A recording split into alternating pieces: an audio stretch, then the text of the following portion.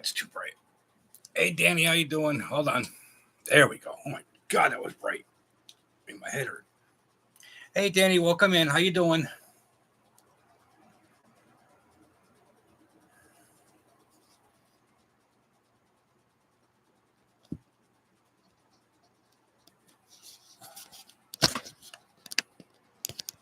Let me tell you what.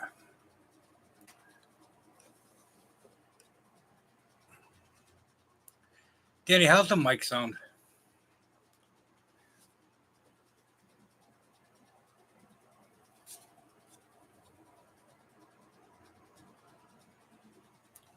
I think I'm having issues with the setup. I don't know what's going on with it today.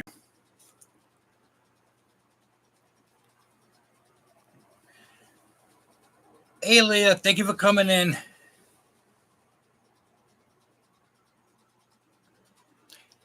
Din, how are you? Thanks for coming.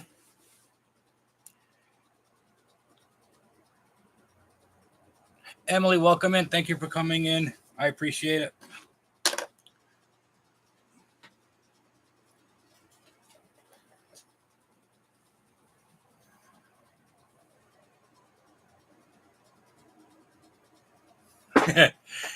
Magical Miller time. I like that. That's good.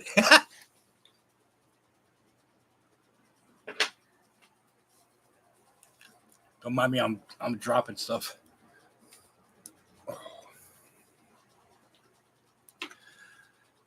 We get a couple more minutes. Let more people come in. So, how's everybody doing on this Friday weekend eve?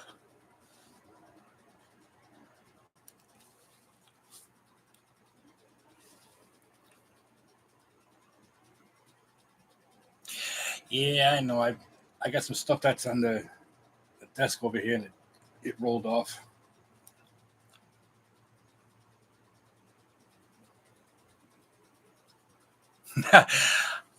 Probably tomorrow, if not definitely Sunday.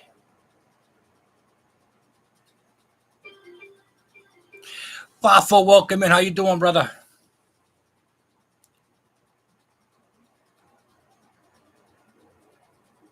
Yeah, I turned 49 on Sunday. I told Mrs. Metalhead I don't want nothing big. It's just another day to me.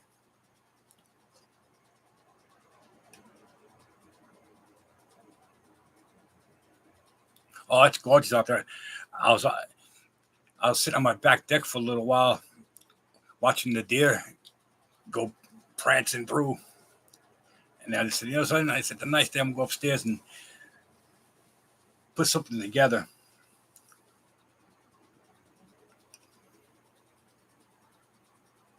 I don't know what's going on with my camera. It keeps self-adjusting. I think what I'm gonna do later on is go in my settings and see what's going on with it.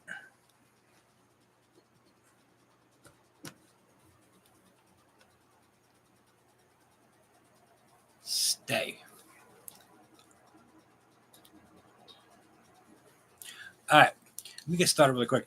Now, when a lot of people think of New York music, they automatically think of the mainstream. The things that everybody hears, the Beyonce's, the Mariah Carey's, Justin Timberlake for that matter, and numerous others. But there's been for the longest time, people seem to forget that hardcore started here in New York. Hardcore started right here in the city, between Brooklyn and Queens. There's many clubs in the Queens in Midtown area, Brooklyn, Queens area. And a lot of people, when they hear about metal, they'll actually go to Ramones, who I absolutely love. Don't get me wrong, I love the Ramones. But there's so many other bands that have come out of New York area and that are still coming out of New York area that have put metal on the map for New York in many, many ways.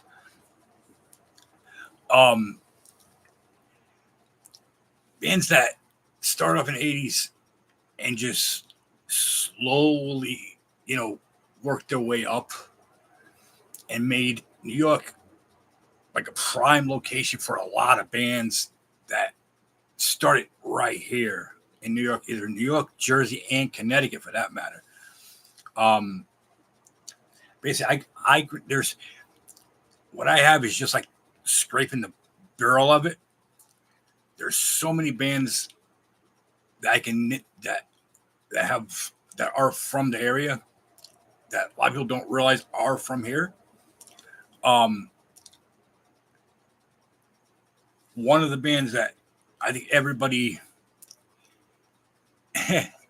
growing up probably heard. I have them in no order right now. Hold on. I'm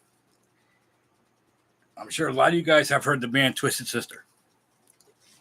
If not, look them up. They're originally from Queens. Yes, from right here in the city. They recorded like their first 3-4 albums. Right here in New York, and also they also used a studio in Connecticut, in Bridgeport, Connecticut, where I'm originally from, which a lot of people don't realize that. Here it is. Now, everybody that talks about Twisted Sister goes with the Stay Hungry album, which this album had, from the 80s, it had our anthem growing up. The song, We're Not Gonna Take It. That was our anthem. It put them on the map. My favorite album by them is their first album, Under the Blade. This album's a lot heavier, a lot grittier, a lot grimier. It basically propelled them, whereas Stay Hungry was more of a mainstream for them. This was their coming out album. They made the videos that were funny. I have all the respect in the world for Dee Snider for what he did in, I think it was 86, 87. I mentioned this group before. There was a group called PMRC, Parents Music Resource Center. They basically wanted to put labels on tapes, CDs, because of explicit lyrics or content. Dee Snider went before them with many other musicians, including Rob Halford from Judas Priest, Blackie Lawless from Wasp, many others. When Dee Snider went in front of them, he basically told them, our songs are not violent songs, they're fun songs. There was one song called SDMF. And basically it's, I'm not going to say, but stupid M, F or whatever. Well, that song caught a lot of attention. And they even tried playing their songs backwards to see any subliminal messages, which there are some albums that you can do that to, and you'll hear stuff. Priest had a couple of them. As did Ozzy, for that matter. But Dee Snider went before that panel on Capitol Hill in Washington and made all the politicians look real stupid. And he made us, his fans, look at him in a whole different outlook of him. Everybody thought Dee Snider was on drugs, drunk, this, that, and everything. Dee Snider went up there and said, I don't drink, I don't do drugs. And everybody just took a step back and said, what? He basically single-handedly, with Blackie Lawless and a couple others, basically stopped them from banning any albums that had explicit lyrics on it. For him, I have the utmost respect for Dee Snider. He went on to form, after Twisted Sister broke up for a little bit, he went on to form a band called Widowmaker. It didn't really take well with the fans because we wanted that Twisted Sister sound. Hold on 1 minute. Dropping shit. Yeah, but my favorite album by them is Under the Blade. Like I said, it was heavy, it's hard, it's grittier. It was them basically putting themselves out there. Then they came out, their second one, You Can't Stop Rock and Roll, which there was a couple songs off that album that did make it to MTV. Hey, Adriana, thank you for coming in. How you doing? MTV at first didn't want to play nothing off this record. The two songs that they did play were I Wanna Rock, which again was an anthem, and We're Not Gonna Take It. If anybody remembers those videos, Fafo, I'm sure you remember what I'm talking about. They were comedy videos. You know, they showed guys getting thrown off a roof, landing on which back then looked like, cement. It was really a mattress. But Twisted Sister, to me, did they stray away from, their first three records? Yeah, they went more deep mainstream, and they put out some quality albums after these two or three actually. But everybody goes back to the Stay Hungry album. Like I said, that was everybody's anthem in the 80s, especially in the 80s. But they, like I said, their first three albums are absolutely legendary. Under the Blade, Stay Hungry, and You Can't Stop Rock and Roll. They did just come out with a box set, Club Days. There's like, I think it's 2 or 3 CDs, and it's like different, it's rarities, different shows, demos, them being live and everything. I unfortunately saw Twisted Sister maybe I think one time, and I caught the end of them, but they were just a party band, in my opinion. I mean, but they did sing about serious things, that made people's, brains start to turn and eyes open to a lot of things going on in the world. But definitely, Twisted Sister was one of those bands that helped put New York on the map. And I mean, they're still going. He's Dee Snider has a channel on Sirius Radio. I forgot the channel name.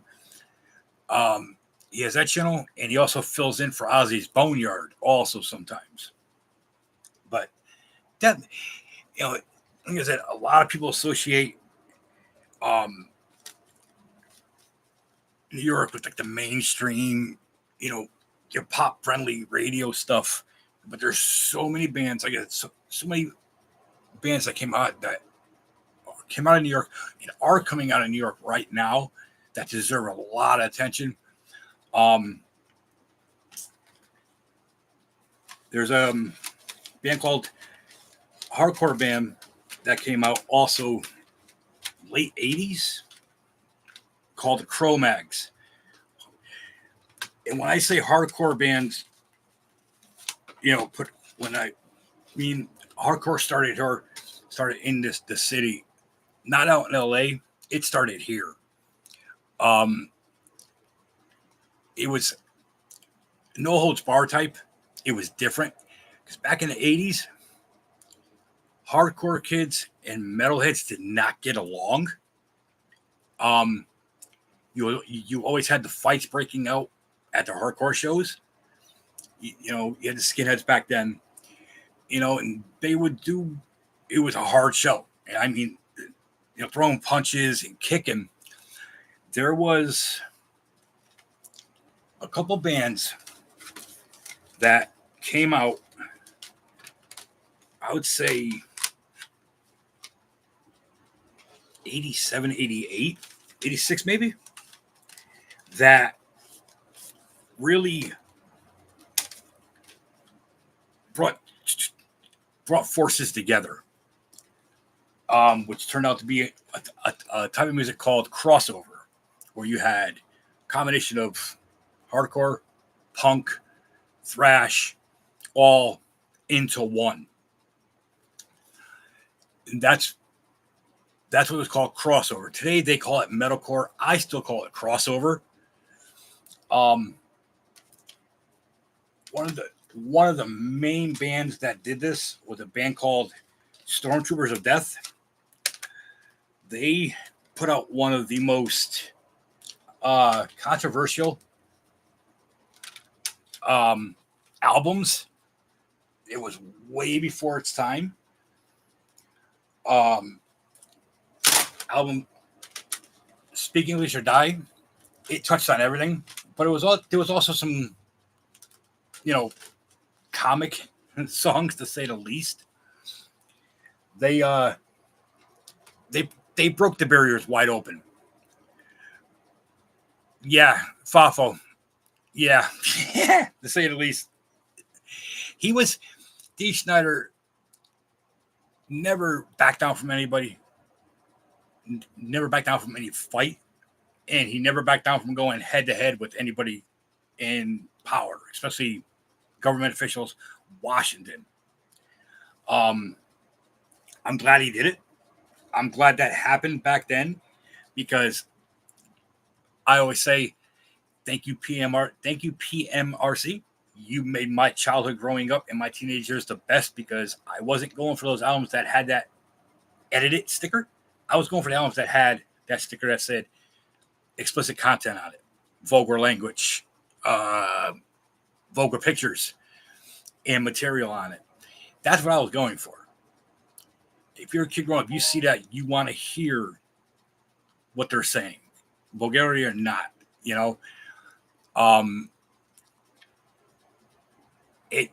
To me, if you're gonna censor somebody's lyrics that they wrote, you're taking away from their freedom of expression, their freedom of art, in my opinion. That's why I say no musician should be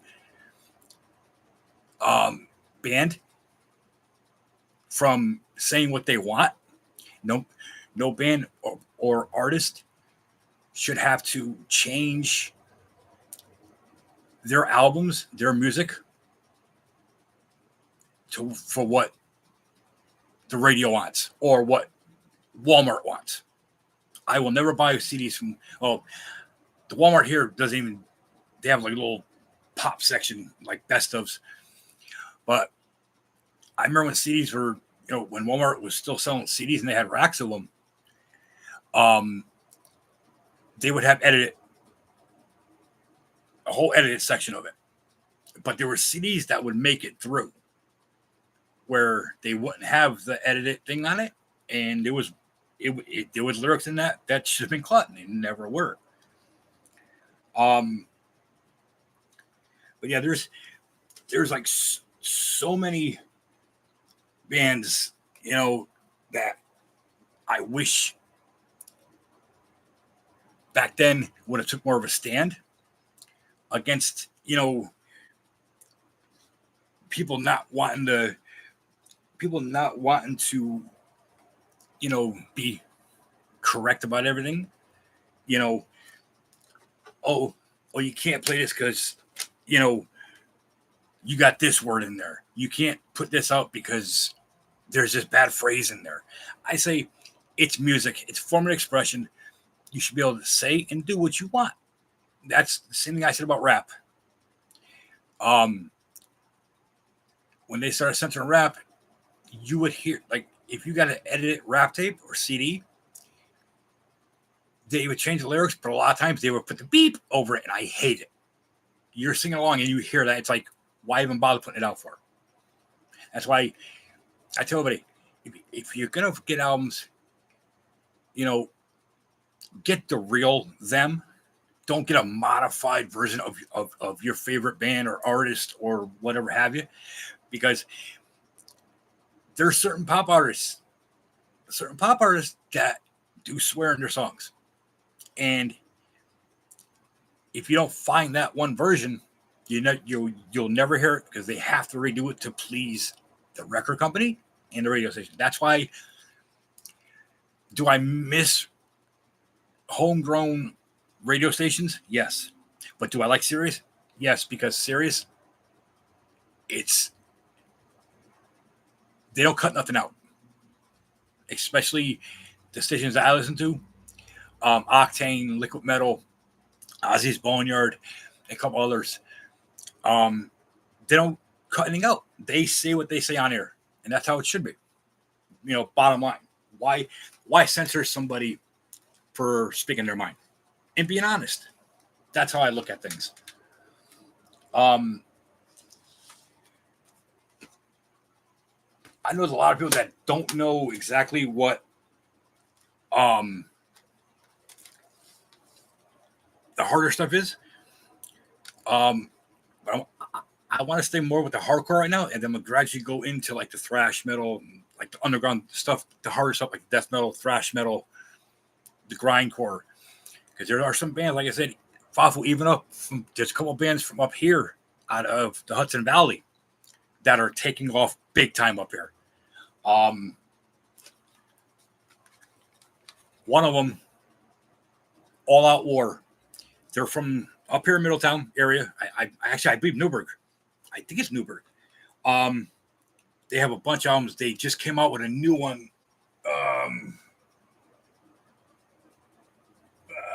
Up there somewhere. This one came out in 2009. I think it was 2010. For those who are crucified, this is my favorite album by them. These guys are heavy. They're hard. A combination of like hardcore mixed with thrash and a little bit of like almost like a death metal type. Their new one, they expanded even more. They're even heavier than the past few albums. Absolutely amazing live. Great band live. I've seen them a bunch of times. Never ever put on a bad show, and I mean ever. Another one of the bands that led the way with the whole crossover movement combination was a band called Ludachrist. They put out 2 albums, Immaculate Deception and Power Trip. They went on to form after this band went, parted ways. They went on to form a band called Scatterbrain, which came out in the 90s. They put out, I think they put out like 3 or 4 albums. Scatterbrain was more of a punk band, punk crossover type band, but still really, really good. They actually, when they formed Scatterbrain, they covered 2 songs that they did when they were Ludachrist. Another band that wrote about stuff that was happening, from politics to gun control, racism, which is still rampant, to say the least. I never seen these guys. My brother did, which I'm mad about. They were that 80s hardcore, especially here in New York. They spoke their mind, and it made other bands from other states that were up and coming. Hey, Mrs. Miller, how you doing, sweetheart? They made other bands from other states also realize what they were doing, and they didn't care. They said what they wanted to say and put it on record, and that's why it was called the underground. Because a lot of times back then, you were censored at what you said. Metal has its own way of putting it out there, putting things out there. Don't care what people say or what they think. There's a lot of people that always look down at metalheads, you know, because we didn't fit a mold, which I will never fit anybody's mold of what they want me to be. I've been the same way. I'll be 49 Sunday. I've been the same way, dressed the same exact way for God since high school, since I was 16, 17. T-shirt, jeans, sneakers or boots, my bandana or whatever. You know, Lenny Miss now is you know my long hair, my earrings, and you know, but everybody wants to follow a trend. You know, it was like if you weren't following a trend or what was happening then, you were shunned because everybody wanted to fit into that in crowd back then. You know, and I've always said metal has always been a secret society, in my opinion. You know, a brotherhood and sisterhood, where you see somebody walking down the street wearing a Slayer shirt or any type of shirt, and you don't got to say anything. You just look at each other, and you know, you guys know. You know, we just know. There's been, you know, yes, have there been bands that have taken things to the limit? Yes, I will be the first to admit that.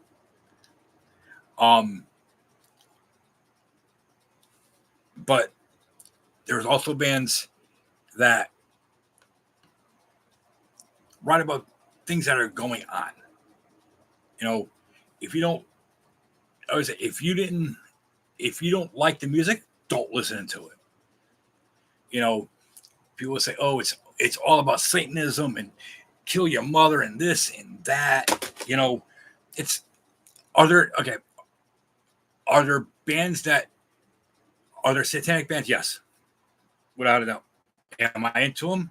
Yes. Do I follow the lyrics? No. There are bands that about religion and everything like that. You know, that goes for politics too. With religion and politics, I don't bother talking to people about it. I have my own beliefs, and you know, I've been that way since I was 15, 16 years old. Yes, I was an altar boy. Don't laugh, but I was altar boy for a whole 6 months, and I walked away. My choice. But you know, growing up back then, you know,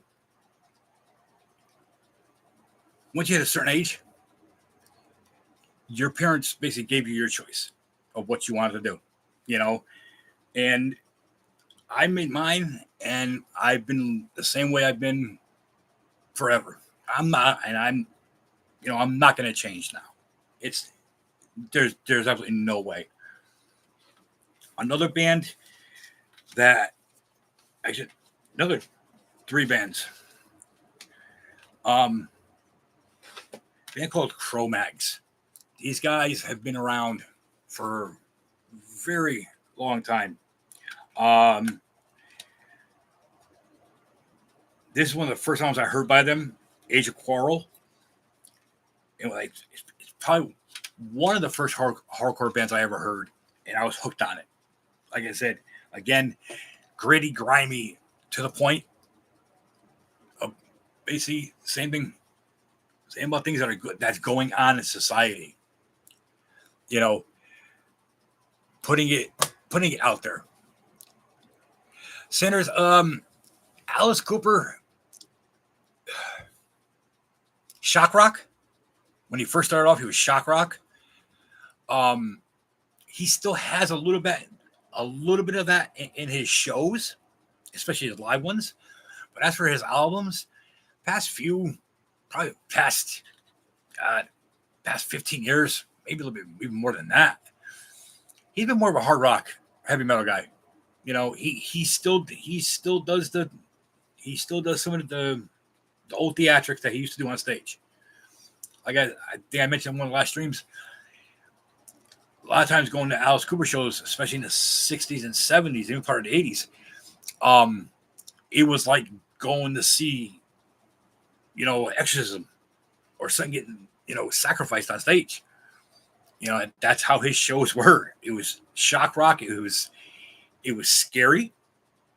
People didn't know what to make of it. Um, it scared a lot of people. Um, I got into Alice probably 90s or so. Like I had to go back a ways for him. If you guys remember Wayne's World, I think it was Wayne's World 2. He was in Wayne's World 2. That song, Be My Frankenstein. That's when Alice started to go a little bit more mainstream, with his stuff. He was on MTV more than he was back in the 80s. There are videos of his shows on YouTube, and that were also played on MTV back in the day. But a lot of those shows were edited for content use, to say the least. But yeah, Alice, he was one of the first shock rockers before Manson and a number of other bands. But he's more of a mainstream hard rock, heavy metal dude. He's 65, I think he is now, almost 70 now. And there's been talk about him putting out another box set of rarities and best ofs and live performances, and it's supposed to be like a 3 DVD thing. But I haven't heard nothing more than that about him. I don't know if I saw him or not back in the 90s. I might have, and I don't remember. But, Alice is a down-to-earth guy. He don't let the makeup and the smoke and mirrors fool you. He's just a down-to-earth guy. Like a lot of those guys are now. Too much drugs and alcohol back then simmer people down, in my opinion.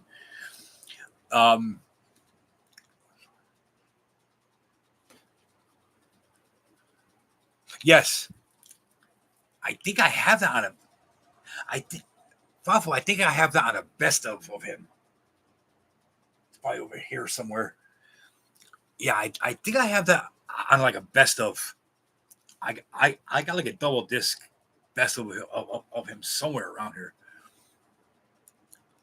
But another band that I loved since I first saw them and heard of them, a band called Prong. This is their new release, State of Emergency. These guys are straight from New York City. They've put out, I think this is like their 13th release. If anybody remembers back in the day, the albums Force Fed, Prove You're Wrong, Snap Your Finger, Snap Your Neck. They've been out for a long time. I've seen these guys a bunch of times. Tommy Victor is still one of the best live frontmen going, in my opinion. Again, these guys write about a lot of stuff that's going on, especially this album. This album touches on a lot of stuff that happened during COVID, politically and in the city. For them being a 3-piece, they were one of the few 3-pieces that could pull it off and make it sound loud and heavy. Never a bad show from them. Never a bad album, in my opinion. Like I said, I think they put out like 13 albums now. They're on tour, I believe, over in Europe right now. They were touring over here in the States a couple months back. That's another thing I want to mention. There was a band called Helmet back in the 90s from New York. I've been following them for decades now. they had to cancel their upcoming U.S. tour, which really pissed me off. Um, Reason why they had to cancel it, and it's not what you guys probably think. They're worried about lack of ticket sales and attendance, mainly because of ticket prices being so high, and the venues charging outrageous amounts for other things. A lot of people think that they get money from their merch and everything. They do, but a lot of times it's not enough to even cover that night because ticket prices are so damn high again. Especially through Ticketmaster, Live Nation. It's not like it's not like it was back in the day, 25 years ago, where tickets were only $20 for, a good sized show. I mean, you go into a show now where it's 3 bands and you're paying anywhere upwards to $100, $120 for a single ticket. Where I can remember going to see Slayer with Testament.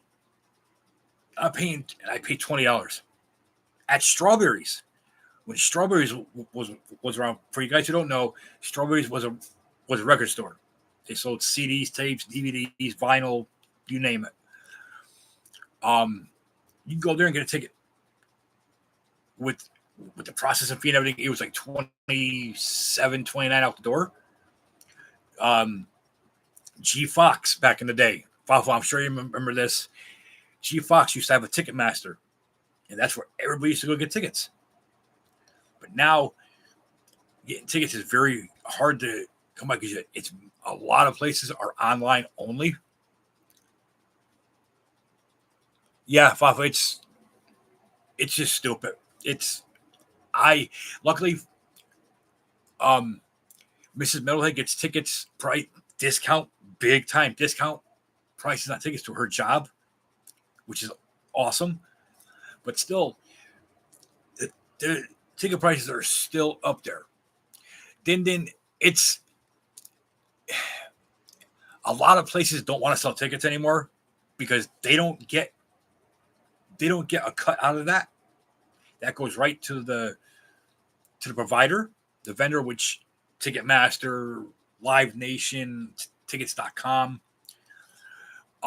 Back in the day, they got portions of that sale. But now it's like a lot of places don't want to do it because Ticketmaster doesn't want to fork over that money. That's why Ticketmaster keeps raising their prices. Another reason why I despise Eddie Vedder. Eddie Vedder had a lot to do with that. A lot to do with that. No matter what anybody says, he had a shit ton to do with that. And that's one of the reasons why I despise Eddie Vedder. He made it so prices, he said, if you can come to our shows, you're going to pay. Okay. What if people stop going to Pearl Jam shows? Which they won't because the average fan base for Pearl Jam is 15 years old. I'm trying to find that album. I know I had it over here somewhere. Helmet's been around. The band Helmet's been around for, God, I think their first album was like 88. They got big. They got noticed more by their third album. There's a, what the hell is it? There's a song called Unsung. And it was premiered on MTV. And a lot of people that didn't know about them then quickly went out, and got their album. They had to cancel their U.S. tour. They're still touring over in Europe, though, which blows my mind. They're on tour over in Europe with a band called Orange 9mm. Who's another band, phenomenal band from this area, all by ways of California. I think Orange County like Bakersfield or whatever the hell it is out there. Um, Another band, Orange 9mm, hardcore crossover type band. Used to draw people, at the hardcore shows. But now the same thing. Bands got to go over in Europe to make money when there's plenty of venues, in the United States for these bands. Hey Patrick, what's going on, brother? How you doing? I mean, they just closed down St. Vitus in Brooklyn. Granted, I understand a little bit why. St. Vitus was open for about 13 years now. I think it was 12 years. They shut them down. They were squeezing people in. That place only held about 600 people. They were trying to squeeze in 1,100 to 1,200 people in St. Vitus. If anybody has been to St. Vitus from here in New York, they know what I'm talking about. That place is small. The messed up thing was with that, one of the congressmen or somebody like that from Brooklyn at the time of state assembly is in a hardcore band. And his band played at St. Vitus, and he let St. Vitus get shut down. Yeah, that blew my mind when I read that. His band played there. Yeah, it was for fire code violations, and there wasn't enough exits, which I've been there, and you had the main 4 doors coming in. And I think there was one more door back like by where the bar is over there and the bathrooms, but that was it. So yeah, I could see that. They also got noise complaints from people. It's funny how you get noise complaints when you're 13, 12 years into it. You're starting to get noise complaints now. When there's been bigger bands that played at this place, louder bands that have played at St. Vitus. Me and Mrs. Metalhead, we were supposed to go there, and I think I had to work or something. And I didn't feel like driving down to Brooklyn. It was like last year, I think it was. I forgot who it was that I wanted to go see, but that show tanked. The ticket prices for that were down. Granted, it's a local venue. Ticket prices really don't matter when it's like that because the band is basically doing a small club a lot of times, which a lot of these bands still do small clubs. There's a lot of these bands from the area still just want to play for the fans, no matter what. You get these bigger bands that want the money, and they don't care too much about ticket prices. All they care about is getting the green. It's sad. It really, for somebody that's been to shows, a lot of shows, and I think the most I ever paid for one ticket, not Mrs. Meadow, not the ones that we went to down there, not the Behemoth that we had the VIP, or the Amon Amarth, or even the Metal Church. I think the most I ever paid for one ticket, I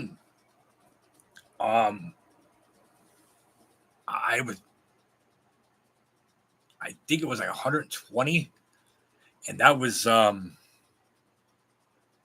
oh god, it's like probably early 2000s. I forgot who the hell it was too, but it was like $110, $120. I really wanted to see the band, so I was like, no big deal. And it was at a place called the Webster in Hartford, and that place packed them in. Big place. Good size floor for everybody to be there. But no, it's just sad because you know a lot of these bands that rely on merch from the fans, um, even getting their hard copy of their CD, actually the physical copy of their CD sold. That's why a lot of bands, they'll put it out on Bandcamp, iTunes, but they'll still put out physical copy. Like I say, I would. The only time I use iTunes is to check out an album, listen to it, a few times, and then 95% of the time, I'm buying the album. If I don't like it, I'll hold off a little bit and listen to it again. But they don't get that much money from online services. They really do not at all. Whoever thinks that bands get a big percentage from iTunes, Bandcamp, Spotify, they don't. They do not.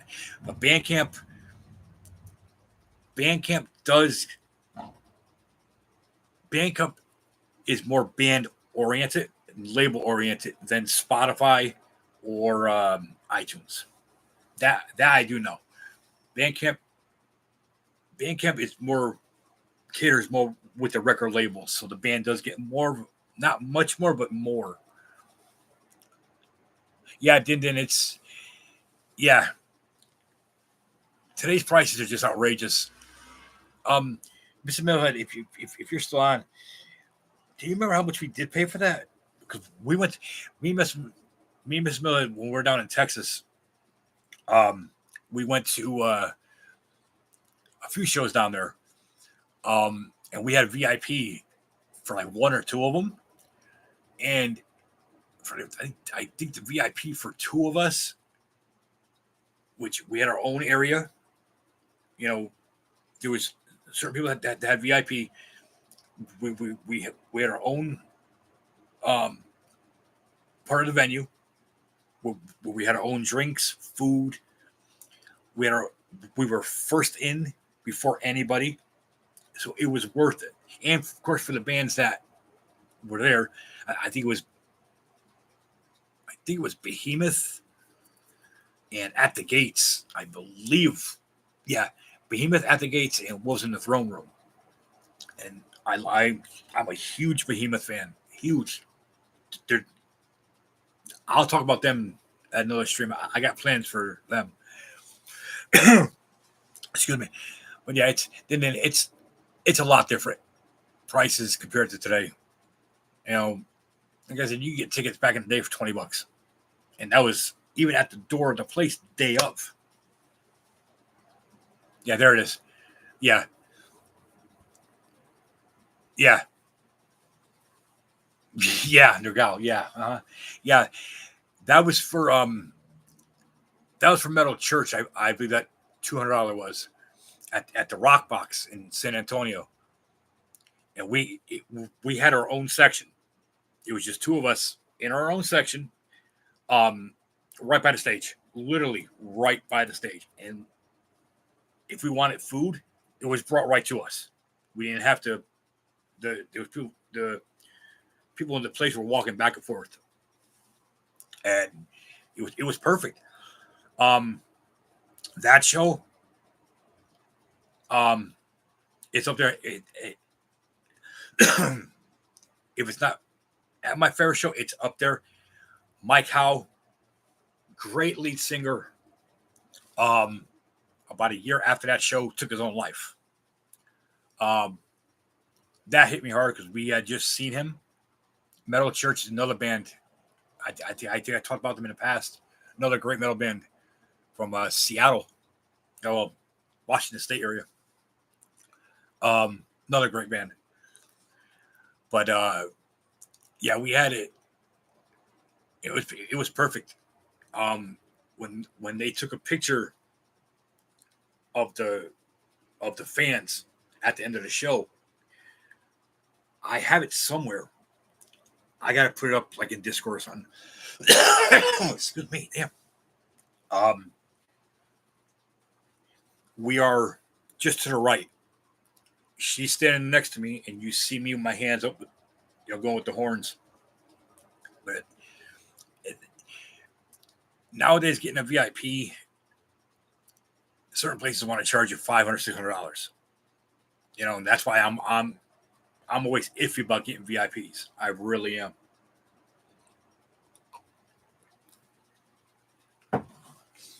But let me move on because I'm getting way over my head right now. All right, Patrick, do you remember band Typo Negative?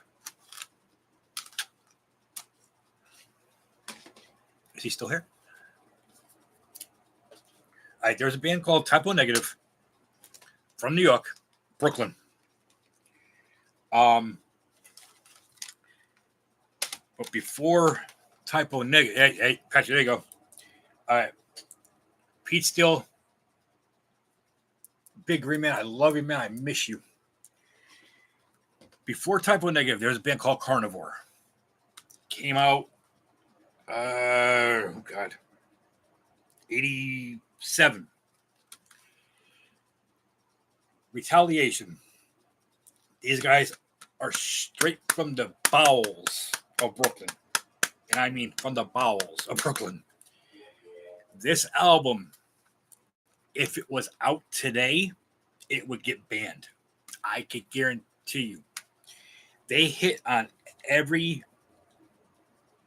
type of problem going on in the world today in one album. This is my favorite, one of my favorite albums of all time.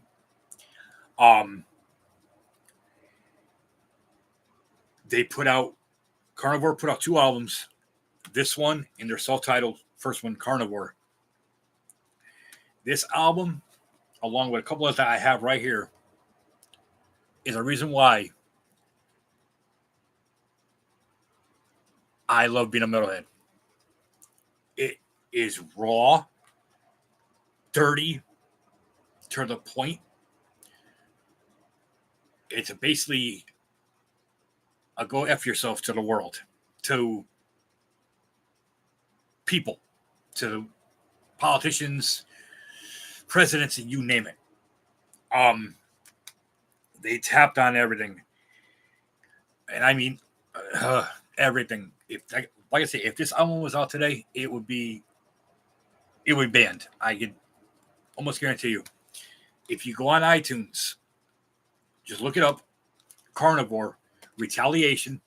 That's it right there.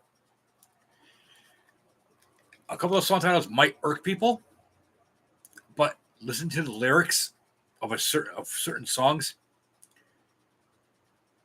and you'll see what I mean.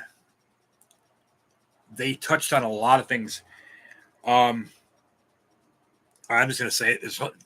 There's a song called Race War on here. It had a lot to do with a lot of the bigotry, the racism, the hate from back in the day, which is still prevalent today. I hate to say it. These guys put it out there. And being from New York, being from Brooklyn, you step on somebody's toes in Brooklyn, you're going to hear about it worldwide. It's hard. It's, like I said, hard, grimy, just in your face, balls to the wall, not giving a goddamn. And that's what I absolutely loved about Carnivore. Pete Steele passed away 2010 of a heart attack. He was only like 50 or 51 years old. After Carnivore broke up, 88, a band called Typo Negative came about in 1991. Yeah, 1991. Slow, Deep, and Hard. Their debut by Typo Negative. It's from the former members of Carnivore. This album, hateful, to the point, needs to say. It's my favorite album by them. It deals from everything from depression, suicide, hate, anger, everything. They were going through a dark time when this album came out, to say the least. This album caught a lot of attention from a lot of people, myself included. Type of Negative put out two live albums and like 4, 5, 6 albums, I think. My other favorite album by them is World Coming Down. They changed a lot. I dropped the CD. That's good. They changed a lot from their. Hold on, guys. Sorry about that. They changed a lot from this album. They went more. If anybody likes gothic, romantic, surreal type music, definitely check out Type of Negative. Definitely from Brooklyn, New York. Their first album, it's acquired, put it that way. If you don't like it, I understand. But the rest of their catalog is more of a gothic feel, more like a doomsy feel, but very, very, very good. Their second album after Sleeping Hard, Black Number One. I think it's called Black Number One. Great album, absolutely astonishing album. Top to bottom, no bad tracks on it. That album made there was videos that they made that MTV didn't show. They had to cut it. There was certain things about religion and certain songs that were very, very suggestive in ways. But Type of Negative, Carnivore, both, especially that first Carnivore album or that second Carnivore album, it changed.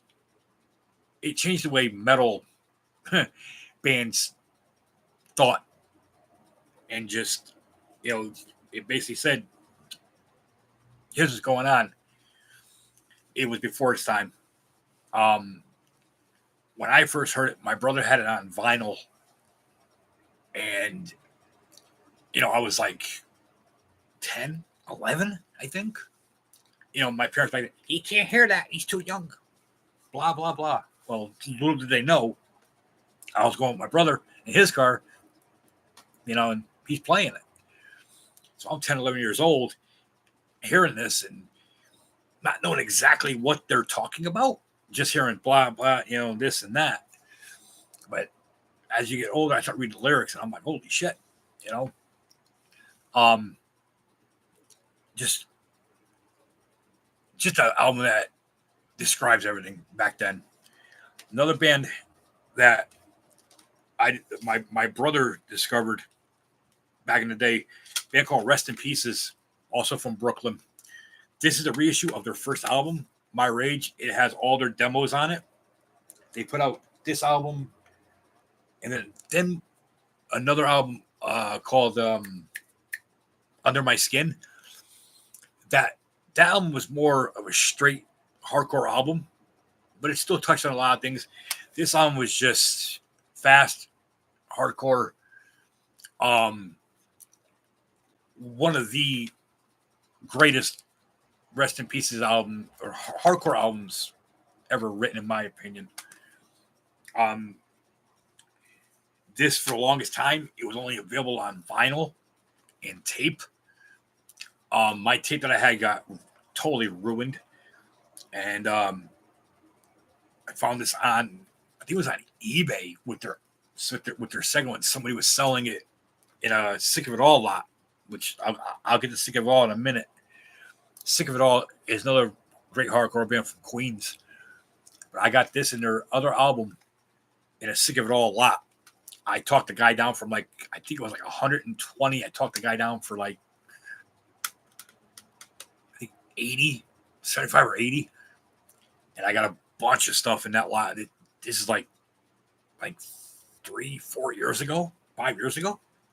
But definitely one of the premier hardcore bands out of New York, right here.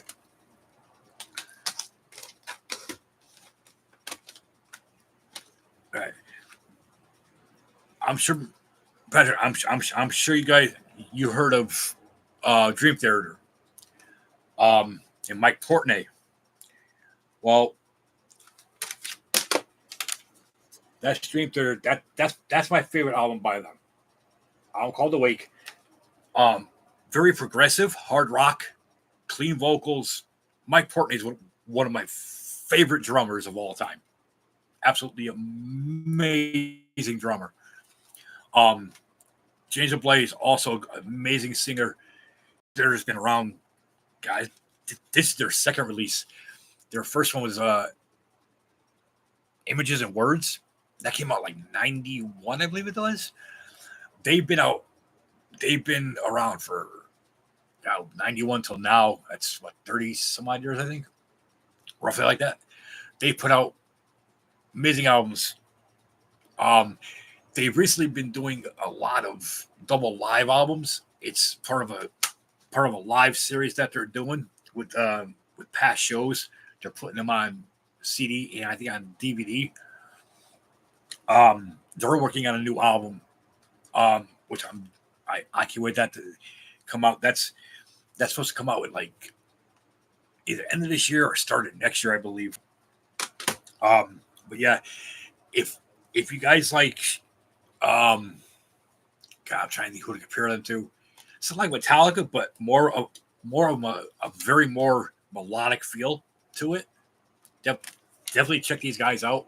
Like I said, clean vocals, amazing guitar work, amazing drummer. Mike Portnoy's like I said, one of my top favorite drummers of all time.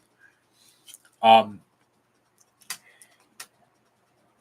Portnoy left Dream Theater for a little bit. They parted ways, which I thought by him leaving Dream Theater was the stupidest move that they ever made to let him go. He went on to form a few other bands. One of the bands he formed with Richie Kotzen, band called the Winery Dogs. Real hard rock folk type albums. I got them over there somewhere. Very good albums. Clean vocals, great guitar work, bass work. Portnoy on drums, and like I said, Portnoy's a monster behind the kit. One of his other bands that he formed was with the great Russell Allen, Adrenaline Mob. This is their, I think, 2016 release. Omerta. They do an amazing cover of Come Undone by Duran Duran on this album. Amazing cover of it. They do it with I forgot her name. Lizzie Hale from Hailstorm. If that's another group. Ladies, if you like a female fronted group, Hailstorm. I'm sure a lot of ladies and girls in there were go on iTunes, look them up. Her first two albums, or the first 2-3 albums, are phenomenal albums. She basically wears her heart on her sleeve. I love her. She puts her heart out there, and she basically puts guys in their place. Put it that way. But getting back to Adrenaline Mob, they're still together. They haven't put out anything the past couple of years. Very good power, like a power metal type album. Power metal, like a little thrashy type album. Top to bottom, there's not a bad track on this album. These guys, this was recorded in one of my old stomping grounds, West Haven, Connecticut, at Elm City Music Studios, where a lot of albums have been recorded. These guys are from Manhattan area, basically now. But definitely check them out. There's also another band that a lot of people know. Um, Anthrax. I'm sure, Poffo, you remember Anthrax. I'm sure, Patrick, you know who I'm talking about. One of my favorite albums by them is Persistence of Time. They just reissued the 30th year anniversary of this. It comes with the original album, instrumental album, and then I think it's a live disc also with it and a DVD. They've done this album live in its entirety. Absolutely love this album. My opinion, this is my favorite album by Anthrax. It's with the original lineup. Well, I can't say original because Neil Turbin was the original lead singer of Anthrax on this album, Fistful of Metal. That's the first Anthrax album. This is the first album I heard by them. But Joey Belladonna, who is out right now doing a Ronnie James Dio tribute band tour, which I forgot who. Somebody went. One of the chats. Somebody went, and they saw it, and they said it was phenomenal. But they're coming out with a new album. Hopefully, start of the year. Scott Ian, again, like one of my favorite guitarists out there. Charlie Benatti is like one of them, amazing drummer. And a lot of people don't know, after 9/11 happened, they almost changed their name. Around 9/11, there was a lot of envelopes being sent to, hey, Cleo, how you doing? Thanks for coming in. There was a lot of envelopes being sent to places, especially just random people. It had anthrax in it. Many people got sick from it. People died from it. There was a couple random people. These people were just sending it to random people. No one knew who they even were. A couple in Oxford, Connecticut, 78-year-old lady, died from it. Randomly sent to her. Anthrax was going to change their name because of what was going on worldwide with the anthrax scare. We signed a petition for them not to change their name. Firefighters from Brooklyn, from Queens, from Staten Island, Manhattan, were telling them, don't change your name. A lot of them are friends with the fire department and NYPD, Port Authority, are friends with Anthrax, know them from decades when they first were around. And they told them, don't change your name. You know, you had nothing to do with this. You're a band name. Why are you going to change your name for? And we signed a petition. Don't change your name. Scott Ian, Joey Belladonna, Charlie Benatti, who now live out. I think they still have apartments here, but they live out in California now. I saw them play with Overkill at the Hammerstein Ballroom. They came out in white Tyvek suits, and they each had letters on the suits that spelled out, "We're not changing our name." Yeah, so it's that time and period around 9/11. It was hard, especially for bands, because there was a lot of bands that played here a couple of days before it all happened, and I forgot who it was. I think it was Blackie Lawless from Wasp, I believe. They were playing at the Hammerstein Ballroom 2 months before it happened. And during a 9/11 documentary, he said, as we're leaving, you can see the Twin Towers. And he goes, if you would have told me then that those towers were not going to be there when we came back, he would have said, you're shitting me. Get the hell out of it. It's not going to happen. Yeah, so bands, that's another thing with metal bands. For all the nonsense that people say about metal bands, Anthrax, Overkill, Sick of It All, I believe it was, and a couple other New York bands did a free show at Hammerstein Ballroom for first responders, people from 9/11.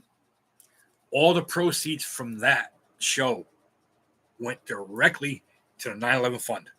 Went right to the families. No questions asked. Every ounce of money, ticket, sales, drinks, food, merchandise, like beanies, hats, whatever have you. Every bit of merchandise from those bands sold out. Every bit, because I was at that show. I had the shirt that had all the thing on it. I lost the shirt somewhere during a move or whatever, or it was stolen.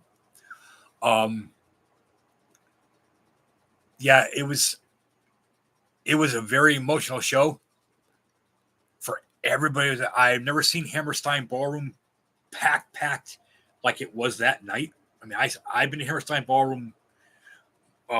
It's called Manhattan Center now, but to me, it'll always be Hammerstein Ballroom. I never seen it that packed, and I mean to the point where I think if the firemen that were in there that day, they knew it was overpacked. They didn't care. There was bands up on that stage from New York, from Brooklyn, Overkill's from New Jersey, which I have their album, one of the ones right here. They're from New Jersey, and Overkill makes it a point every 9/11 with the guys from Anthrax to go down to the memorial to pay their respects. Mrs. Middlehead, not to dwell on 9/11, but Fafo, I'm sure you understand this, Patrick. For anybody that was here during that time, during that day of it happening, 9/11 needs to be recognized as a federal holiday. You get all these other holidays for certain groups, for certain things. Mrs. Middlehead found a thing. It's from the Valhalla group. We can see it right there. Valhalla group, or Valhalla's project. I'm sorry, Valhalla project. Wounded warriors, military, and first responders. We just got our shirts for 9/11 the other day, which I have a few others in the closet. Not to dwell on it, but for anybody to say that metalheads, metal bands have or had no heart, find the video of that 9/11 show. Find the video of people down at ground zero helping out. I don't want to hear any more about metalheads. Didn't know. They put on. It was like a 12-hour show, I think it was. And you could come and go as you please. All they asked was like for a donation at the door. And people weren't given dollars and fives. People were given 20s, 50s, and 100s each time they came back in. But yeah, Anthrax was on the verge of changing their name because of that scare. Anthrax has been together since '83, I think it was. God, '84, and they're from New York. So like I said, there's so many bands from this area alone that people don't remember or people don't think about, or when they hear them, they don't realize they're from New York. There's another band, excuse me, band called Sick of It All. These guys have been one of my favorite hardcore bands. God, since I first heard them back in 1990 or 1989. Lou Kohler, praying for you, brother. Lou Kohler was just diagnosed with cancer. So there's been a GoFundMe page for him. One of the best hardcore bands around ever. Again, they're from Queens. Saw them a bunch of times in the 90s. I saw them a few times, like in mid 2000s. Still going strong. Their last release was 2019, I think it was, called "Wake the Sleeping Giant." This this is one of my favorites by them. Death to Tyrants, strong album, heavy album. All right, Fafo, thanks for jumping in, man. Thank you. Walk them beagles.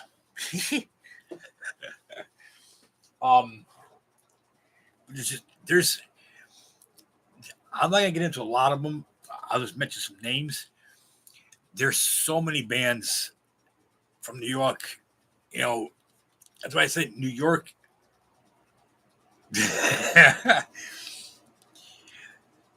So where's Trina? Is she sleeping? Oops.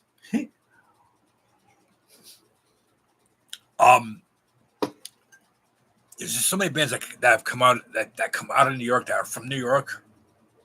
Like I said, a lot of people hear the mainstream bands, the pop bands, and think, "Oh, that's all that's there." No, there's a whole underground scene in New York. A whole underground scene. There's in one place that I hate going. It's Times Square. There's a couple places in Times Square that have their venues. You got a Paramount. There's the Palladium at Times Square, which has metal shows. There's metal shows going on this week there, and also I think a couple coming up in November. I'm thinking about going to. Is a couple that I'm thinking about going to. There's halls all over the city. Venues. Do I miss CBGBs? Do I miss Lamore's? Yes, with a passion. But there's a couple places in Brooklyn called the Monarch that has great shows coming up. Irving Plaza, where Biohazard, another great band from New York, from Brooklyn, one of my favorites. They just played there last year. Sunshine, how you doing, honey? Good to see you. Yeah, it's just there's so many great metal bands that people just don't, they don't associate with New York. Why? I don't know. It's just so many of them. I'm gonna cover the artwork on this one. I don't want to offend no ladies or anybody.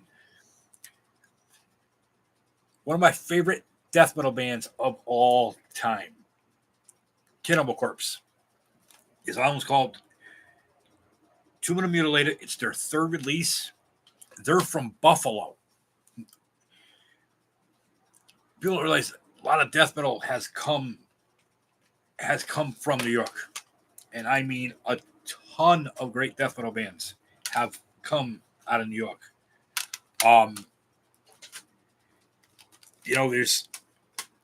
There's that that underground scene here that people just don't know. Yes. So I'm saying, yeah, that's this was all right. What I did was basically instead of when I had the big order that I got from eBay, instead of fighting, because remember over here it was like the last part of the alphabet. Instead of trying to like make room for 65 or 70 CDs, whatever the hell it was, pushing them all down, basically I just swapped to make it a lot easier. So basically the A's that were over there where it started on that wall. Here, let me see if I can do this without.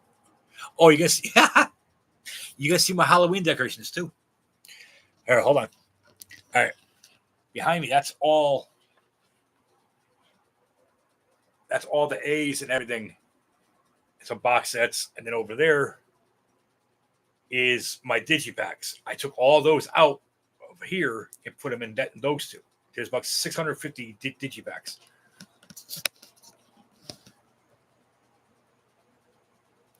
Oh, there's Rocky. How you doing? That's Rocky. But basically, what I, and there's Fred. He's just hanging around. Um, um, basically, what I did was I just put. I started the collection behind me and ran it into those, and then these over here. So I still have the bottoms of them to fill. It's a lot easier doing it that way. Oh, hold on, guys. It's a lot easier doing it that way for me than trying to play with 60 some odd CDs and putting them in and then have to adjust them as I'm going along. After a while, having 40, whatever I got right now, 40, 4,200, I think it is. I think. Yeah. And counting. After a while, when you're doing it, it gets so hard to keep them. Because I try to put, because each shelf, each cubby can hold like 30, 31, but I try to keep it at like 29. So I have a opening about that big to where I could, if I have one, I just slide it down, put it in, slide down, bang, it's in. Yeah, I we found that at Party City, I think it was. It was marked down from I think 60 down to like 20. And then Frankie over there, I had him from last year. Actually, we've had him for a couple of years. But yeah, I had some other things up that I was trying to make it go with the music project. I was like, it's just too much to do, you know. But I plan on doing something on Halloween with a couple things. Yeah, but yeah, it's death metal. Like Cannibal Corpse. Anybody that knows Cannibal Corpse, I wouldn't recommend anybody, ladies, looking them up because you might get disgusted by their song titles. A lot of people hear death metal and they get scared because you can't understand it, and the lyrics are just vile. I'm not going to lie about that. But they write about things that happened or can happen. You know, it's real life, and people don't understand that. They see a gory album cover and oh god, it's blasphemy. It's nasty. It's art. It's expression. You think, people see some of Van Gogh's old work. Look at Van Gogh's old work. There was stuff on there, and it sold for how much? But it's like people ask me, how can you understand? After years of listening to it, you can hear the words. Granted, there's some that you can't. It's death metal has come a long, long way from when death metal first came about back in late 80s. Some of the first death metal here in the States was probably a band called Possessed. Um, and then over in Europe, you had Venom. And then coming out of Birmingham, England, or in the UK, you had a whole different type of animal. Basically grindcore, gore grind, which Mortician from Yonkers is grindcore. Uh, deep, deep blast beats, guttural, vocals. Funny story about these guys.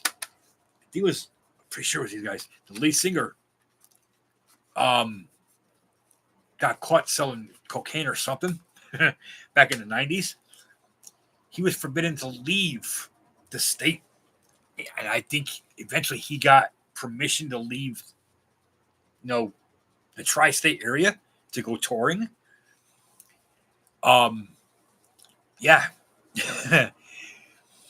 But these guys, Mortician is just, again, they write about stuff that happens. I mean, I'm just gonna read a couple titles, and you guys could think for yourself.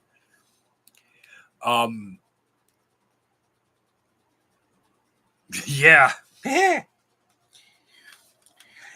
Sunshine. I'm sure you remember, like Patrick, back in the 90s, how much music has come, how far it has come. Especially being into the underground stuff that I'm into. I mean, there's channels on here that a lot of people are in the same type. But I got into the heavier stuff probably, late 80s, early 90s. And I know I fell in love with it. I liked the aggression of it.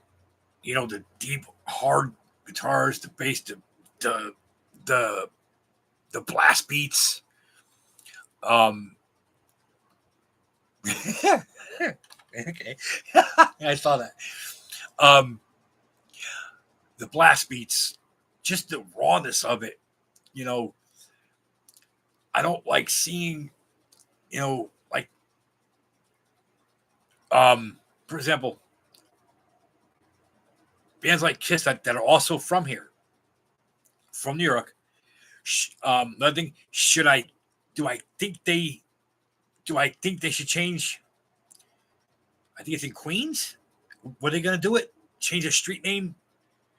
I don't think they should. It's going to be bad because Gene Simmons and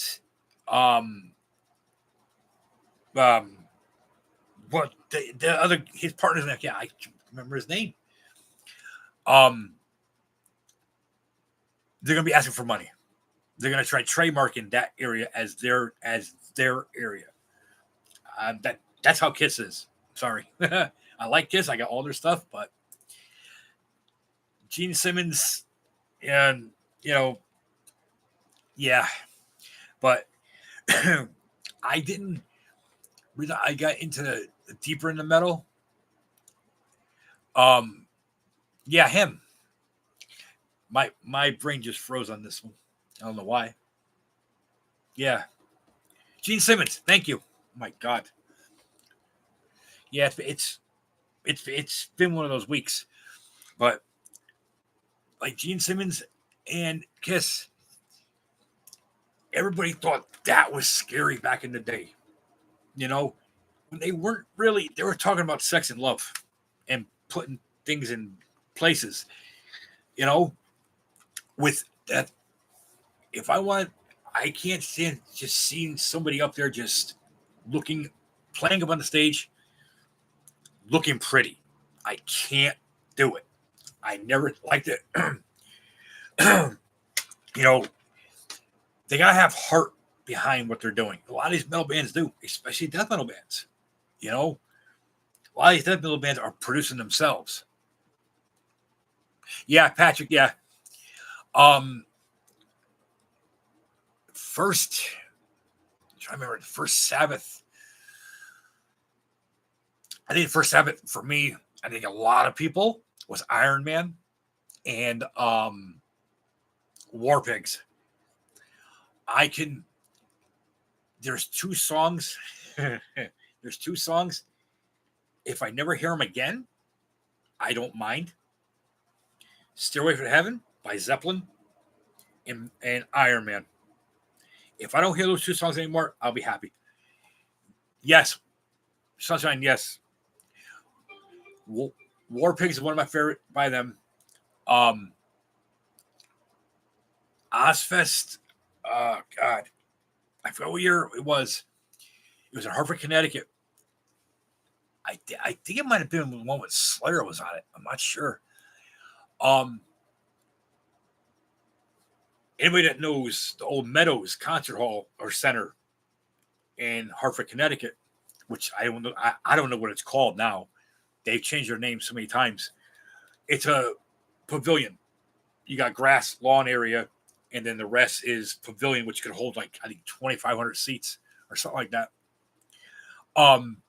During War Pigs, it started downpouring, and I mean downpouring. So, the grass turned into mud. You've seen bottles being thrown back and forth across. It looked like bats being thrown in the night. That song War Pigs was playing, and we turned around and looked. All you saw was bottles. It looked so eerie because it was downpouring, and you could see flashes of lightning out in the distance. It looked so eerie. Everybody said it fit Black Sabbath's set that night. Big time. Yeah, I love Changes. It's one of my favorite ballads of all time. Just the raw emotion that Ozzy put into that song when he sang it. It's one of the classic Ozzy or Ozzy Sabbath songs of all time. He's talking about doing another album, which I think he's just money hungry now. He's talking about doing one more album and then a tour. I'm like, you can't even stand anymore, let alone you got a tour. Come on now. Yeah. War Pigs. A lot of people are tired of that song, of hearing it. That's still one of my favorite Sabbath songs of all time. If anybody has seen them do that song, like I have a few times, few times, you understand why hearing 30,000 plus people sing that song word for word without him even singing it. I got chills that first time I saw them do that. I got chills when he just stood there and let the crowd, 30 some odd thousand people sing it word for word, note for note. It was great. Oh,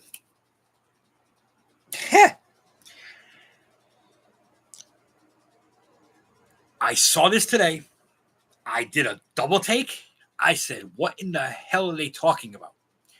Motley Crue, speaking of older bands, I don't get off topic with this, but I could do a part 2 of this too. Motley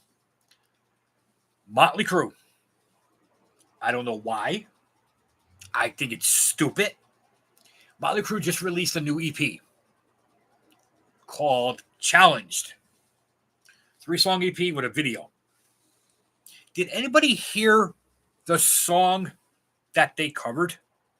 Did anybody see the song that they covered without Googling it, without looking at anywhere? Did anybody see the song that they're covering? And they made a mockery of the song. They destroyed a classic song. I don't like it. I listened to this cover song that they did 6 times today, and I don't like it.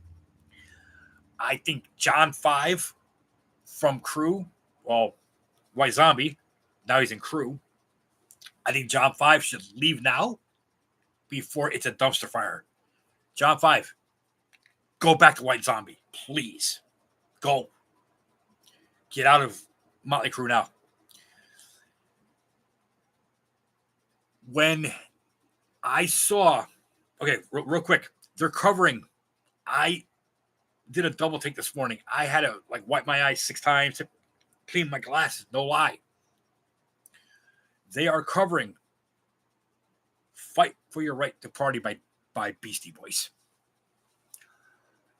They're making a mockery of the song. I don't like to cover it. If look it up on iTunes right now if you want. It's called. Hold on. The EP is called "Canceled," which should be, in my opinion, should be canceled. Period. It's a 3-song EP, and they're gonna add a video to it. One of the songs that they do is an original song called "Dogs of War." It's a good song. For them, it's a good song. When I heard, yes, Patrick, when I heard him do this, I almost spit my coffee out.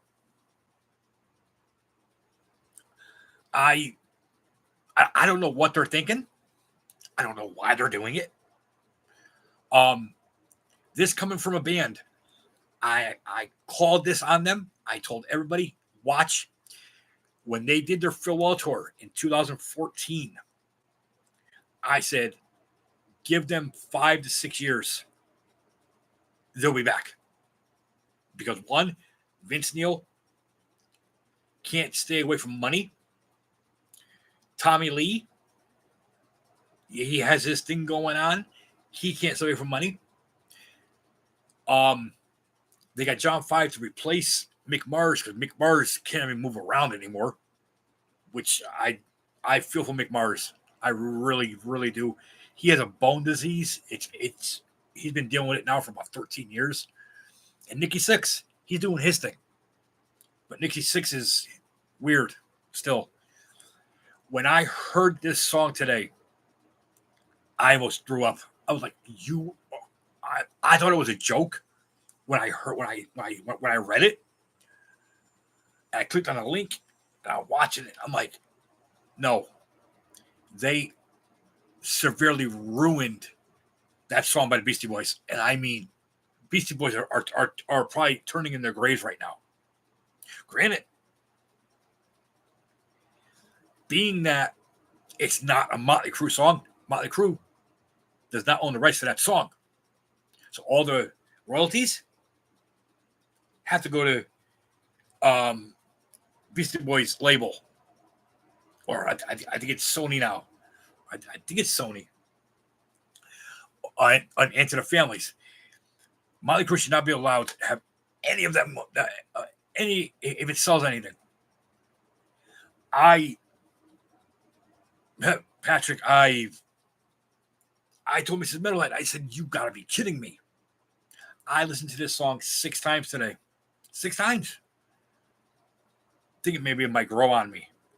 No.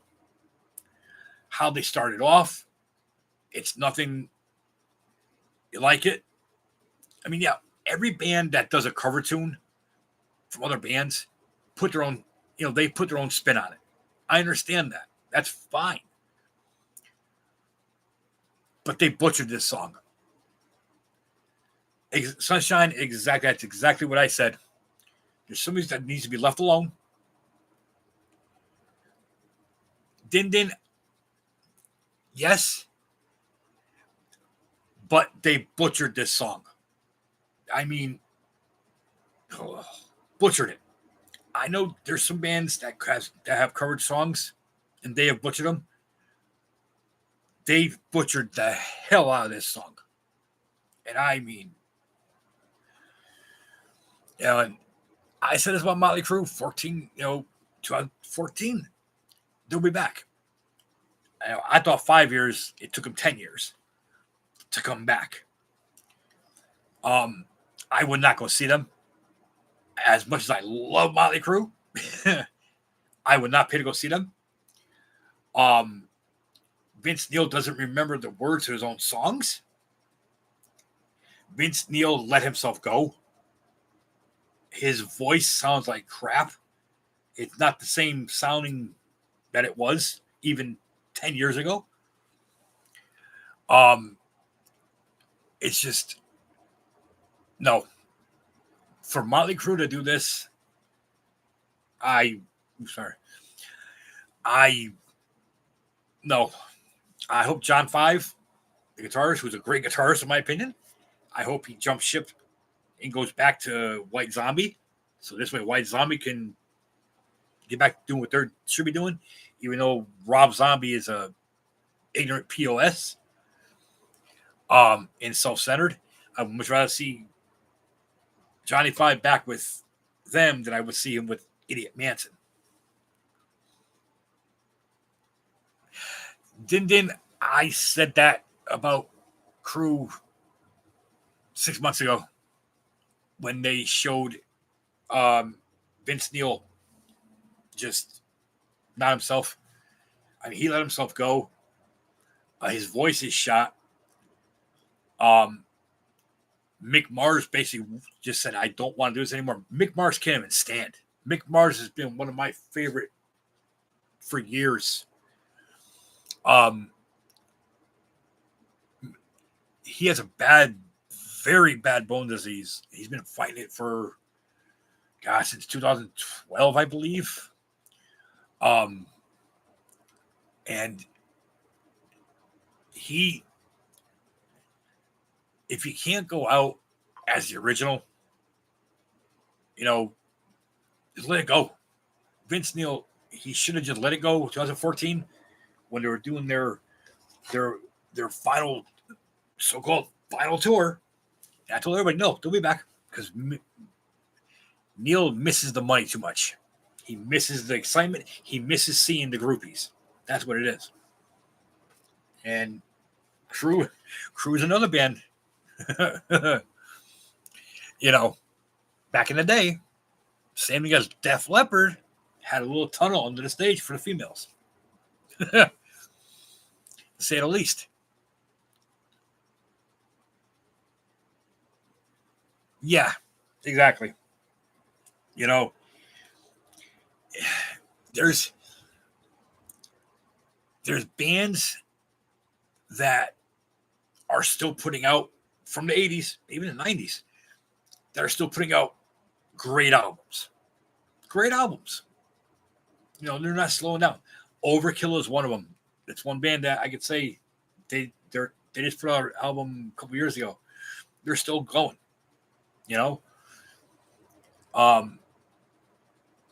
Everybody's saying about Slayer coming back. That's never going to happen. There's too much infighting right now between Kerry King, who's an asshole, in my opinion, self-centered. I said leave Slayer the way it is. Slayer did 38 years. I enjoyed every 38 years of it. They're my favorite band. Let them be. And then you have bands that are together that people are saying do a reunion tour. Let me ask you this. If two members of the band pass away, correct? Is it really a reunion tour? Phil Anselmo, Pantera, Damage Plan. Same thing.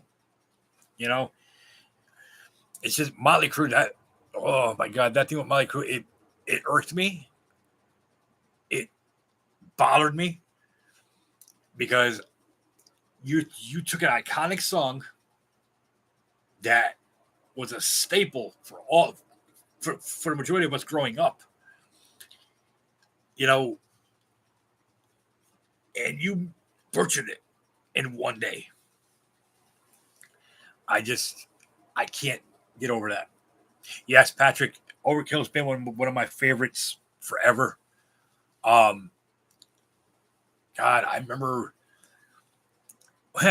one of the times I saw Overkill, they opened for, or no, I forgot who opened for them at Toad's Place in New Haven, Connecticut.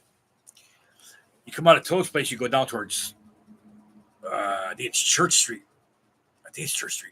Or Broadway area. And there's a little bodega, then like a little pizza place on the corner. And everybody would go there to get pizza and beer and go back to the show. I'm walking in, I dropped a cigarette, and I bent down to pick it up, and I saw people walking, so I quickly went to move. I put my foot on the door, and I look up, and there's Bobby Blitz and Dee Dee Verney with skulls standing right in front of me. I was like, holy shit, you know? He goes, you're okay there? I said, yeah, get my fucking cigarette, man. We started bullshitting for like 20 minutes. They weren't going on for like 4 hours. They were waiting on a pizza pie to be delivered down to back to Toads. They went back in. They told the staff, anything he told them, anything this guy gets right here, put it on ours. He's not paying for it. He did. Dee Dee Verney, Bobby Blitz bought pizza. Bought me 2 beers,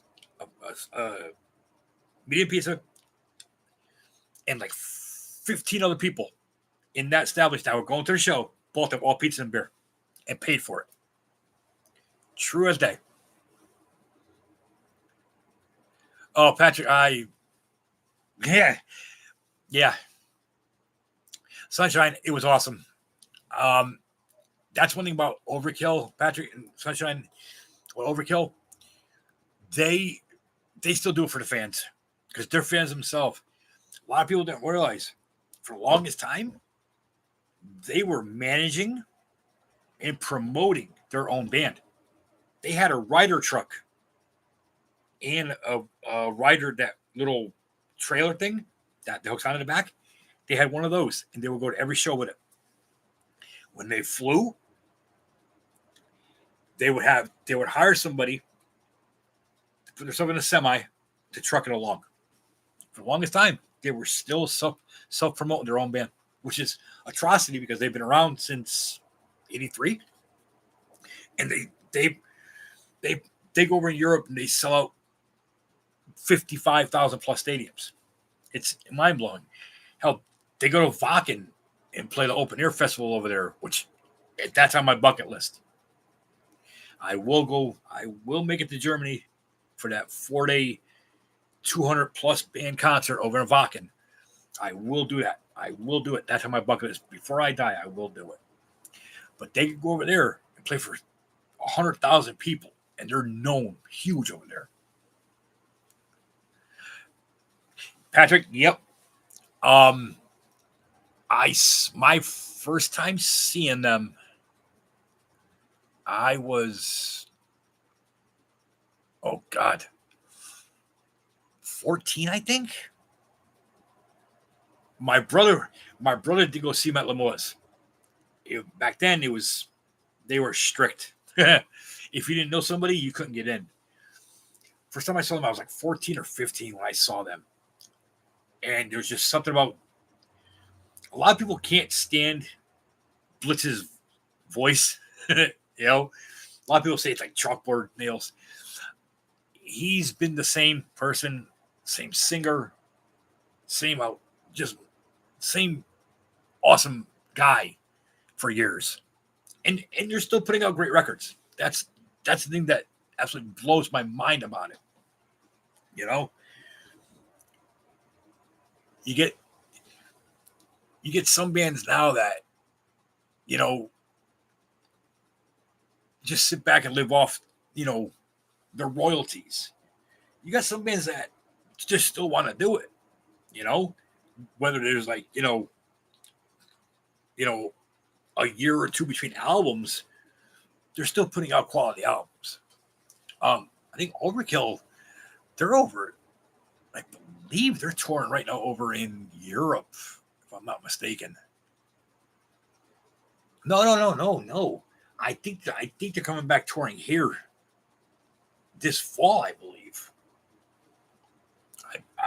I believe it's this fall.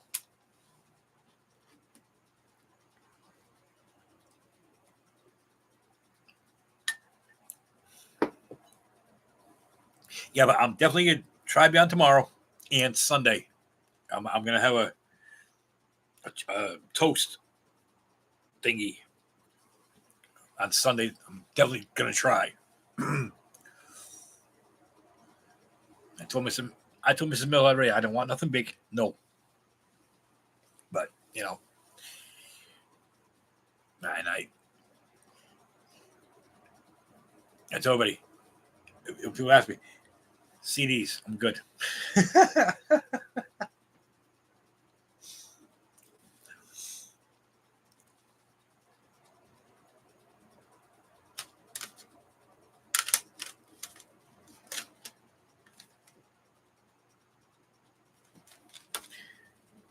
Patrick, here you go.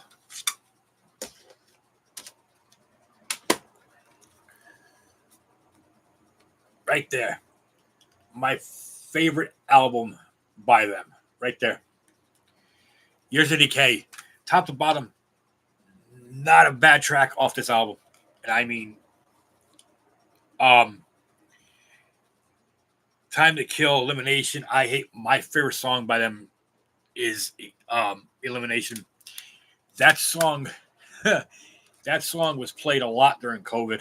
It wasn't right how people were saying it, but yeah. It's like one of my favorite albums by them. Them, I gotta say, Year to Decay. God,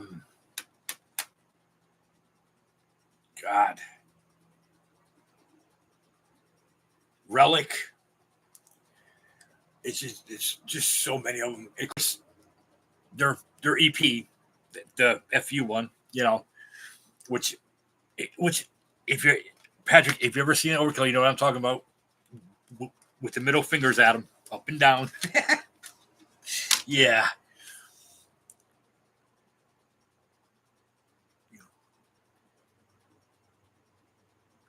Yeah, true. Another band from here in New York, old school Nuclear Assault. This album put them on the map for being noticed. Nuclear Assault has been one of my favorite thrash bands since I first heard Game Over back in God '86. I think it was '87. But yeah, another one from. A lot of people don't realize that they're from here also. I think they're from. Am I mistaken?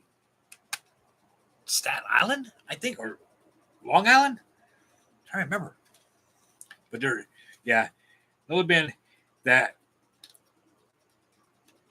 never really got noticed. I mean, MTV played a couple of their releases off this album, and that's what got people to know them even more. Like that, there's so much. There's so many genres of music that come out of New York, and people just don't either. They don't because they don't hear it. It doesn't exist. They just want to hear the pop and you know the mainstream.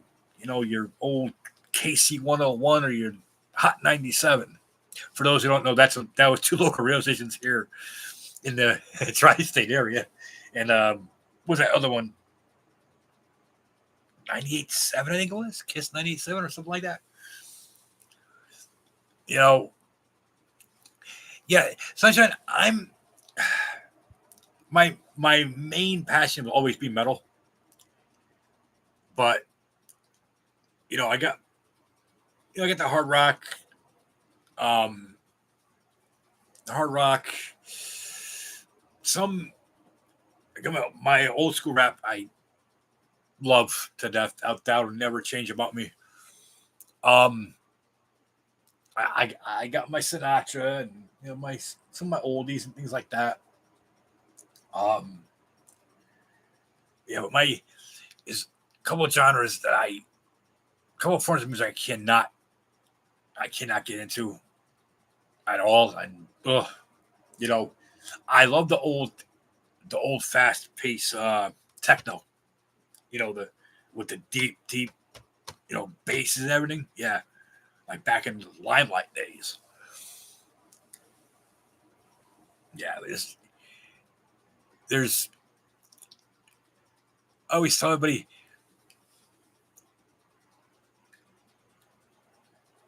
you're gonna say something, you're gonna, you know, put down a type of music like metal. Like I said, didn't want to, people didn't care about it. You know, um,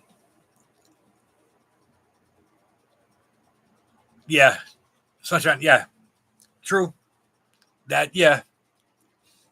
I mean, there's days I just want to listen to like Old Doors or Zeppelin or Black Crows for that matter. You know, something just relaxing or whatever. But then there's days I just throw whatever on, and you know, like if I'm doing something around the house, I'll have you know something heavy playing. You know, or I'll just you know have my um, Sirius playing. In the background. So that's a stretch. Oh my god. Wow. Boxer Duran. Okay. Wow. That's good. Oh my god. That's a big stretch. Although Mrs. Middlehead's like that too. Mrs. Middlehead, her phone has everything on it, and I mean everything. You name it, it jumps around. You know, I I've always been into it more than her. I mean, she's been into it, but for her it was like the White Snake, um, Bon Jovi, which I have a couple of her things up here. Like the first three Bon Jovis are classic in my opinion. Um, but she's got into more of the heavier stuff. But I let her do her thing. Yeah. Then yeah, that's you know a lot of people like that. I mean, I just gravitated so much towards it. My the metal, the hardcore rap, the old doo wop stuff. I just there's some I just cannot get into. You know, like I said, when I walk around the city, especially on the holidays, and I hear every 10 seconds Mariah Carey. I just want to take the 360 and throw it. I'm so sick and tired of hearing that song. And the one about Alicia Keys, it's like, how many times do you guys play this in one day? It's like, oh, God. Yeah, Sunshine, exactly. That's how me and Mrs. Middlehead are. We grew up, where we grew up in the ghetto, straight from the hood. I mean, she lived, I think she lived like 5 minutes down from the projects. I lived down from one of the worst ones in Bridgeport at the time, Falapana Village. And, you know, it was a melting pot, you know. Um, Being around my brother growing up, my cousin, they were always into metal. But then I started hearing the rap. I was like young, you know. It's it's a lot of people don't realize, especially being from the city and city-like areas, it's so diverse. Um, you get the metal, rap, the salsa, which I absolutely love. That and the reggae, love it. It's just the different beats of that. Yeah, definitely, without a doubt. And growing up, my neighbors, uh, neighbors on one side were Italian. I had Hispanic, Jamaican. It was just mixed, and you know that's why when you were saying about the Spanish food that time, I was like, oh my god! And then we ended up going down here and getting some Spanish food. People don't know Spanish food until you had Spanish food. Uh huh. And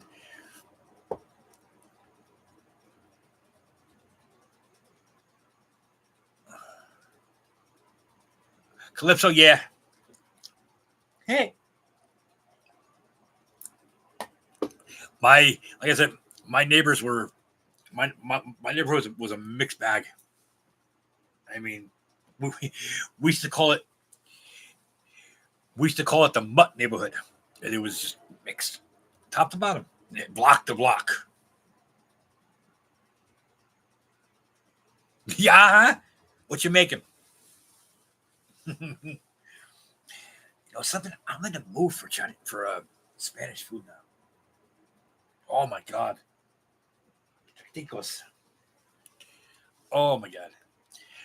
Well, listen, everybody. I want to thank you, everybody, for tuning in. Again, I'm getting hungry now. Thank you, Sunshine. Um, I'm gonna try to be on tomorrow. I'm gonna try to be on Sunday.